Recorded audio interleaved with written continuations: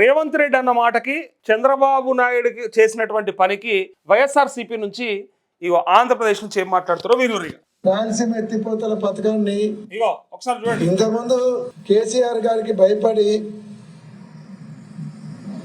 Vote కావచ్చు భయపడి ఆ రోజు పాలమూరు రంగారెడ్డి డిండి ఇవన్నీ కడుతుంటే ఊరుకొన్నారు.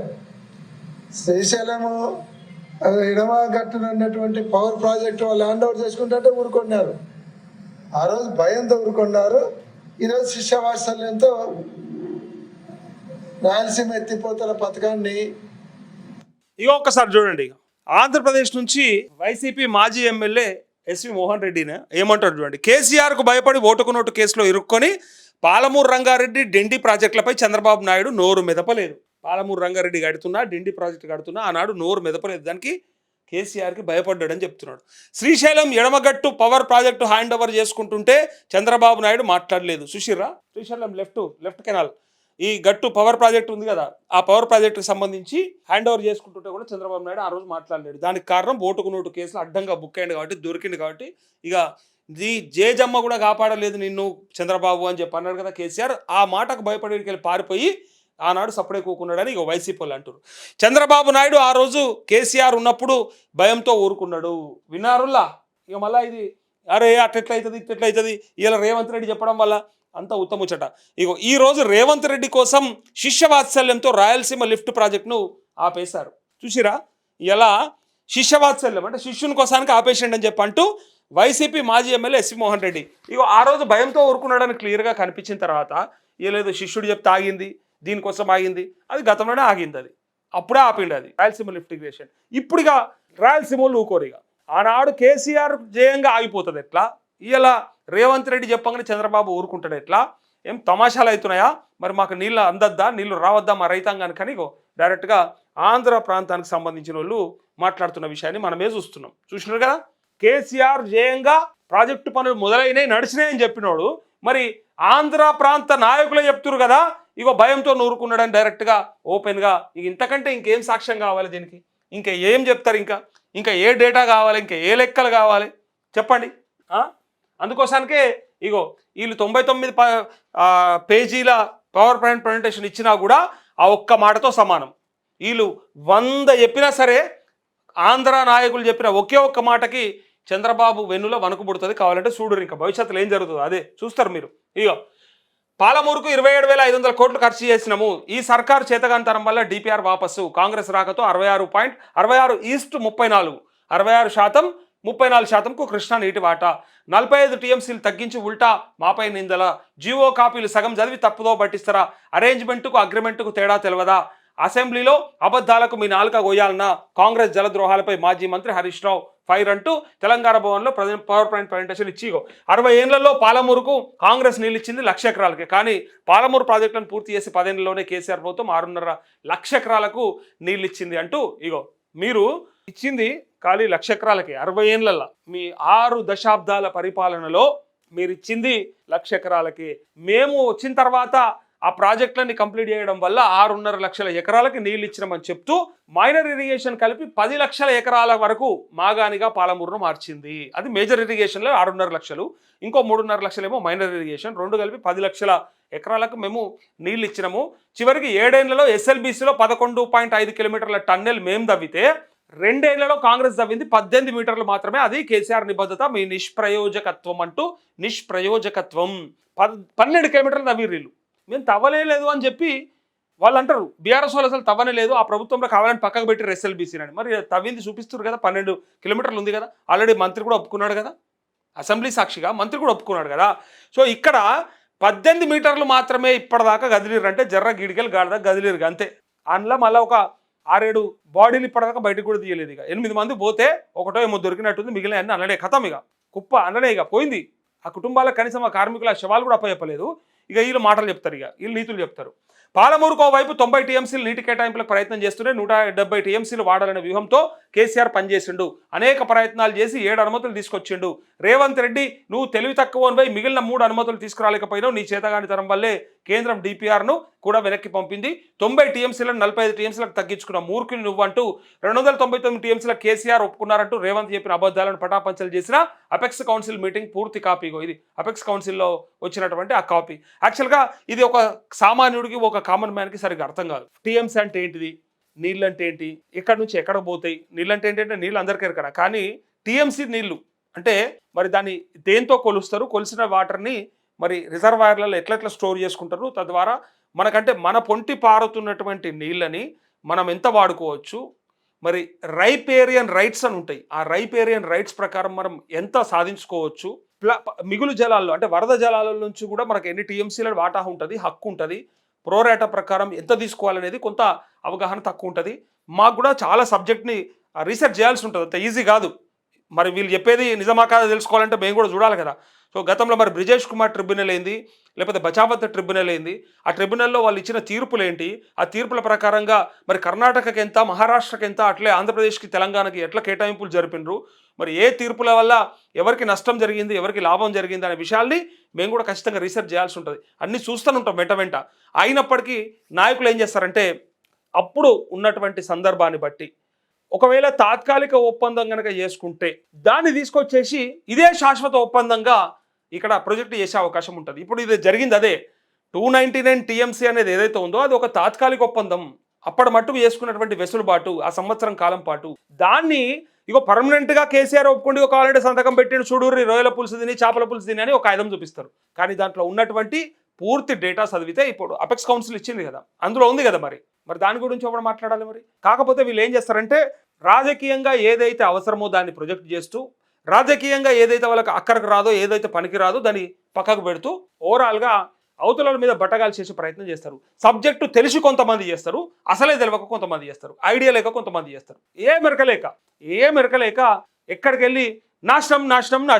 ఏం నాశనం రాబోయ్, ఎక్కడ నాశనం రాబోయ్, ఎట్లా నాశనము అగాదమా, అట్టిగానే ఉందా, ఇక ఏం లేవా, విచారణ సంస్థలు లేవు ఈ దేశంలో, ఇంకా ఎవడు పట్టించుకుంటాడు లేడా, అంత ఈజీనా, మీడియా లేదు, ఇంకెవరు లేరు అంటే అన్న అంత అమ్ముడు పోయినరు, అంత ఎంతమంది పోతారు, ఒక్కడని ఉంటాడు కదా నిజాయితీ పడు, ఎవడో ఒకడు ఉంటాడు కదా, రేవంత్ రెడ్డి లాంటి వాడు ఒక్కడని ఉంటాడు కదా. సో అట్లాంటి వాడు బయట తీస్తాడు కదా. సో అందుకే ఈ నీళ్ళ గురించి, ఈ పంచాయతీ గురించి పక్కకు పెట్టి ఇవాళ వాటా అంటే ఇందులో రెండు రకాలు ఉంటాయి. ఇప్పుడు కొట్లాడకపోతే నీటి వాటా దక్కకపోతే మళ్ళీ భవిష్యత్తులో కొట్లాడి తెచ్చుకోలేము, ఒక బాధ. కొన్నిసార్లు ఎట్లుంటుంది అంటే సరే ఇవాళ మీతో కాకపోతే ఇడిచిపెట్టుండ్రి, మళ్ళీ మనం అధికారంలోకి వచ్చినాక మాట్లాడదాం కొట్లాడదాం అంటే కుదరదు. మళ్ళీ ఇప్పుడు బీఆర్ఎస్ అందుకే తనలాడుతుంది ఇలా, లేకపోతే టెన్షన్ పడకపోతుండే పిక్త వీక్ అంతా మాదేం పోయిందని అంటే నీళ్ళ కోసానికి ఆలోచించి ఇంత కష్టపడి ఈ స్థాయికి తీసుకొచ్చి మేము వచ్చినాక మరి ఇన్ని లక్షల ఎకరాలకి సాగులోకి తీసుకొచ్చిన తర్వాత 10 ఏళ్ళల్లో ఇలా కొత్త ఆయకట్టు ఒక 25 లక్షలు తీసుకొచ్చిరాళ్ళు. అది కూడా తెలియకపోతే ఎట్లా కాళేశ్వరం ద్వారా కొత్త ఆయకట్టు ఒక 25 లక్షలు వచ్చింది. కావాలంటే అంతకుముందు నీళ్లు చూడనటువంటి రైతులను పోయి అడుగురు చెప్తారు వాళ్ళు. సో అందుకే ఇవాళ కొట్లాడకపోతే నష్టపోతాం, భవిష్యత్తులో వాళ్ళు ప్రాజెక్టులు కట్టుకున్నాక మళ్ళీ ఎవరిని పోయి అడుగుతావు, ఏడపోయి కోట్ల కేసులు వేస్తావు, ఏడ వాదిస్తావు, ఏడ ఖర్చులు పెడతావు, ఏడ మళ్ళీ తిప్పి నీళ్ళని మనం ఆపుకుంటాము. మొదలే ఉండాలి సోయి, మొదలే మనం ప్రాజెక్టులు కట్టుకోవాలి, ఆపుకోవాలి, మనకు ఎంత వాటర్ రావడంతో దక్కించుకోవాలనే ప్రయత్నం చేయాలి తప్ప వాడు దోసుకపోయినాక వాడు తీసుకపోయినాక ఇప్పుడు ఇది ఎట్లుంటుంది చెప్పాలన్నా, సింపుల్ చెప్తా, ఇక దీనికి మించిందే లేదు, ఇక సింపుల్గా చెప్తున్నా, చాలా మందికి అర్థమయ్యే ఒక సరళమైనటువంటి ఒక సింపుల్ భాషలో చెప్తా. నీళ్ళ వాటా గురించి 2 అన్నదమ్ములు ఉంటారు. ఇగో నేను మీకు ఇది చెప్తాను, అబ్బా ఇది నిజంగా చెప్తున్నా కదా, ఇంత సింపుల్ దాన్ని మనం అర్థం చేసుకోకపోతే ఎట్లా నష్టపోతాం అనేది ఒకసారి చూడండి. ఇగో డెఫినెట్గా ఒకసారి చూడండి. ఫర్ సపోజ్ అరే నీళ్ళ వాటాల గురించి మనం అర్థం చేసుకోవాల్సింది 2 పాయింట్లు. ఫర్ సపోజ్ ఇగో రాజు ఒక అన్న, రవి ఒక తమ్ముడు, ఓకే, ఇక దీన్ని మించింది లేదు. ఉదాహరణ ఒకసారి కావాలంటే చూసుకోరు మీరు. ఈ ఇద్దరికి ఇలా బాపు ఓ 10 ఎకరాలు ఇచ్చిండే, ఒక 10 ఎకరాలు ఇచ్చిండు. ఈ ఇచ్చిన 10 ఎకరాలల్లా ఒకవేళ పంపకాలు పెద్ద మనుషులు కూర్చొని అరే రాజు నువ్వు జర చదువుకున్నావు కదరా, నీకు ఉద్యోగం కూడా ఉన్నది కదా తమ్మి, కొంచెం అంతా చూడరా, వీడు వ్యవసాయం చేసుకుంటుండు, కష్టపడుతుండు, వీనికి పొరగాలు అంటే పిల్లలు ఎక్కువ ఉన్నారు లేదా ఆడపిల్లలు ఉన్నారు, మరి లగ్గాలు చేయాలి, మనకు కష్టమవుతుందిరా అని చెప్పి ఓ 2 ఎకరాలు ఇటు పక్క పంచిండు అనుకుందాం, 6 ఎకరాలో లేకపోతే 7 ఎకరాలో ఇచ్చిండు అనుకుందాం. ఇక్కడ 6 ఎకర్స్ ఇచ్చి ఇక్కడ 4 ఎకర్స్ ఇచ్చిర్రు అనుకుందాం. ఇంతే ఉదాహరణ. ఎప్పుడు పంపకాలు జరిగేటప్పుడే కనుక ఇట్లా జరిగినాయి అనుకో, నువ్వు తర్వాత మళ్ళా తనలాడితే సరే వేయొచ్చు, మళ్ళీ నాసుంటోడు కోర్టుకు పోవచ్చు, అడ్వకేట్ వేస్తాడు, పార్టిషన్ సూట్ వేయొచ్చు, మళ్ళీ పార్టిషన్ సూట్లా మళ్ళీ కూడా నీ వాటా కోసం కొట్లాడచ్చు, అదంతా తర్వాత సంగతి. మా అయ్యసాక పంచలేడు సార్ అని చెప్పి నువ్వు పంచచ్చు, ఆ కొట్లాడచ్చు. కానీ పైసలు కావాలి, ప్రయత్నం కావాలి, నువ్వు కొట్లాడాలి. అది ఎన్నడొస్తుందో నీ చేతిలో లేదు, గ్యారంటీ లేదు. కాకపోతే జారిపోయినాక ఏం చేయలేమని దీని ఉద్దేశం. కావాలంటే చూసుకోండి, పంపకాలు జరిగేటినాడే కనుక సరిగ్గా పంపకాలు జరిగితే ఓకే. ఇక్కడ 5 ఎకరాలు ఇక్కడ 5 ఎకరాలు జరిగితే లొల్లే లేదు, పంచాయితీ లేదు, ఇక అయిపోయాయి. పంపకాలు జరిగేటినాడు కనుక ఇది జరిగిపోతే. కానీ ఇక్కడ 6 ఎకరాలు పంపకం జరిగి ఈయనకి 2 కొడుకులుండి మళ్ళీ వీళ్ళిద్దరికి 3 ఎకరాలు పంచేసిండు అనుకుందాం. ఈడ ఇంకా ఒకడే కొడుకుండి 4 ఎకరాలు ఈయన దగ్గర ఉన్నది అనుకుందాం.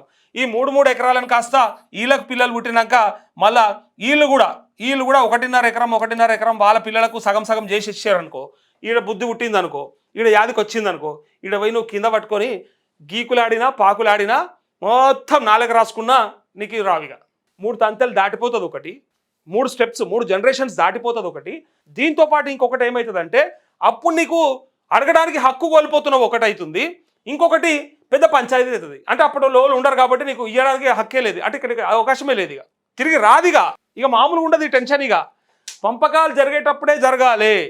నీటి వాటాలు కూడా అంతే, ప్రాజెక్టులు కూడా అంతే.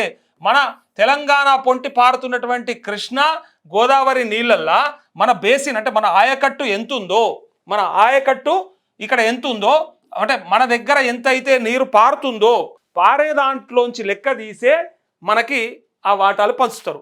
ఈ పంచే దాంట్లో నువ్వు ప్రాజెక్టులు మొదలే అనుమతులు తెచ్చుకొని కట్టుకుంటే పర్వాలేదు, లేకపోతే ఇక్కడ ప్రాజెక్ట్ లేకపోతే ఏమవుతుందంటే ఇక్కడికి వెళ్ళిపోయినాక ఆ వాటా వాళ్ళకి ఎక్కువ దక్కుతుంది. నువ్వు మళ్ళీ ప్రాజెక్ట్ కట్టుకుంటప్పుడు కావాలని అడిగితే ఏమవుతుందంటే అప్పటికి ఆ పుణ్యకాలం కాస్త గడిచిపోతుంది. ఇక్కడ అనుమతులన్నీ వీళ్ళకు ఉంటాయి, పర్మిషన్లన్నీ వీళ్ళకు ఉంటాయి, వీళ్ళకి ఆ తర్వాత దొరకబట్టనికి లేదు. నువ్వు కొట్లాడాలి, మళ్ళీ కొట్లాడాలి, మళ్ళీ టెన్షన్ పడాలి. ఇక అందుకోసానికే ఇక్కడ కూడా ఇగో పంపకాలు అప్పుడే కనుక నువ్వు సరిగ్గా పంపకం చేసుకోకపోతే 2 తంతెలు దాటినాక నువ్వు కింద పడి రాసుకున్నా సరే నీకు మళ్ళీ దొరకది, మళ్ళీ కష్టపడాలి. ఎవడు కష్టపడాలి? ఎవరికేం అక్కర? ఇవాళ ప్రభుత్వం కొట్లాడాలి, ఇవాళ రాజుగాడే కొట్లాడాలి. అరే అట్లా కాదు బాపు, వానికి నాకు 2 గంతే చేసిర్రు, నాకు చదువు అబ్బింది, నాకు ఇంత ఉద్యోగం వచ్చింది, కష్టపడితే వానికి అబ్బలేదు రాలేదు, దానికి నేనేం చేస్తా, ఎవరి రాత కవడేం చేస్తాడు, మా నాయన నుంచి వచ్చేది నాకు ఎంత ఉందో అంత సగం సగం పంచురు బాపు అని అడిగిండు అనుకో, ఇలా లెక్క సెట్ అయిపోతుంది. అప్పుడే కష్టమో నష్టమో ఆయన భరిస్తాడు, కష్టమో నష్టమో ఈయన భరిస్తాడు. కానీ ఒకసారి ఇటు ఎక్కువ పాలు వంచిరి తర్వాత రేపు పొద్దుగాల ఇయ్యలేదు అనుకో, ఇక ఆ పిల్లలకు పోయినాక మళ్ళీ కావాలని నీకు కొట్లాడినా కూడా ఉత్తదవుతుంది. ఎగ్జాక్ట్గా నీటి వాటాలలో కూడా ఇంతే. ఇవాళ మన పొంటి పారుతున్నటువంటి కృష్ణమ్మని ఇటుపక్క గోదావరమ్మని ఎట్లా ఒడిసి పట్టుకుంటాం అనేది నీ చేతిలో ఉంటుంది. ఇది చేత కాకపోతే మనం గనక ప్రాజెక్టులకు అనుమతులు తెచ్చుకొని మనం గనక నీళ్ళని ఇప్పుడు ఒడిసి పట్టకపోతే భవిష్యత్తులో అవతలోడు దునకపోతాడు, మీదోడు దొరకబట్టుకుంటాడు, నడిమిట్లోని ఆగమైపోతావు. ఇక ఇంతే సబ్జెక్టు. ఇక చాలామంది నీళ్ళల్లో ఏముందో ఈ ఏంటియో, ఈ క్యూబిక్ మీటర్లు ఏంటియో, లేకపోతే ఈ టీఎంసీలు ఏంటియో అని చెప్పి ఆగమాగం అయిపోయేటోళ్ళకి ఇంత సరళమైనటువంటి భాషలో చెప్తా ఉన్నా. పంపకాలు జరిగేటప్పుడు చేసుకోకపోతే సరిగ్గా తర్వాత అందరూ టెన్షన్ పడాల్సిందే, ఎవ్వరికి మనశ్శాంతి ఉండదు. అందుకే ఉన్నప్పుడే దొరకబట్టుకోవాలి, ఎప్పుడైతే వస్తుందో అప్పుడే అవకాశం ఉంటుంది. అంతేగాని మళ్ళా తర్వాత తీసుకుందామంటే దొరకాయి. దాని మళ్ళా మిగులు జలాలు ఇప్పుడు కొన్ని ఉంటాయి ఈ ప్రాజెక్టులలో, వీళ్ళు దొరకబట్టం మీద మనం ఎట్లయితే కాళేశ్వరం కట్టుకున్నామో కాళేశ్వరం నీళ్లు అక్కడ నుంచి మిగిలంగా పోయేటువంటి నీళ్లు అంటే మనకు ఎంత అవసరం ఎంత తీసుకుంటున్నామో ఆ టీఎంసీల ప్రకారం మిగిలినంగా పోయేటి అని పోలవరం కాడ, పట్టిసీమ కాడ, పోలవరం కాడ తీసుకున్నాక కూడా కొన్ని వాళ్ళకి ఎంత కావాలో అంత తీసుకోవాలి తప్ప అన్ని తీసుకోవడానికి లేదు, మొత్తం దొరకబట్టుకోవడానికి లేదు. మళ్ళీ సముద్రంలో గడిచిపోతాయి. మనకి ఎంతైతే రైట్ ఉంటుందో అంతే రైట్ ఉంటుంది. అదే రైట్ మరి వాళ్ళ రాష్ట్రంకి ఎంతైతే పారుతుంటుందో అంతే నీళ్ళు తీసుకోవడం తప్ప మా పొంటి పోతుంది కాబట్టి మేము ఎంత అంటే తీసుకుంటామంటే మా పైన కర్ణాటక తీసుకుంటే అడే వీక్తాయి, మహారాష్ట్ర తీసుకుంటే అటే పోతాయి, ఇదిదాకా రావిగా మనకు నీళ్లు. సో అందుకే ఓరి బాట వాళ్ళు తీసుకొని తర్వాత సముద్రంలో కలిసిపోతాయి. సముద్రంలో కలిసిపోయే వాటిని కూడా మనం తీసుకునే ఒక హక్కు ఉంటుంది. దానికి ఎట్లా ఉంటుంది, దాని రైపేరియన్ రైట్స్ ఏంటిది, దానికి ప్రోరేటా ప్రకారం మరి ఎవరెవరికి ఎంత వాటాలు రక్కాలనేది కూడా ఎలా లెక్కలు తేలాలి, అది ముచ్చట. అందుకోసమే ఈ రోజు తెలుసుకోకపోతే భవిష్యత్తులో సున్నా అవుతుంది, మన చేతిలో ఉండదు. అందుకే ఇది ఇంత సింపుల్గా చెప్పే ప్రయత్నం చేసిన. కొంతమందికి అవగాహన లేక అరే ఇది ఇట అట, ఆ నీళ్ళు ఎటువైనాయి ఈ నీళ్ళు ఎటువైనాయి, మన రాష్ట్రం పొంటే పోతుంది కదా, మరి మనం ఎన్నటని దొరకబట్టుకోవచ్చు కదా, అదేంది అడ్డం ఏదైనా కట్టచ్చు కదా, కట్టచ్చు. కానీ అట్లా కట్టనీకి ఉండదు. ఎందుకంటే ఆ నీటి వివాదాలను పరిష్కరించడానికే ఈ ట్రిబ్యునల్స్ అన్ని కూడా వేస్తారు. గ్రీన్ ట్రిబ్యునల్ కానీ ఇవన్నీ కూడా, బచావత్ కానీ బ్రిజేష్ కానీ, ఈ 2 నదులకు సంబంధించినటువంటి అది జల వివాదాలు పరిష్కరించడం కోసమే.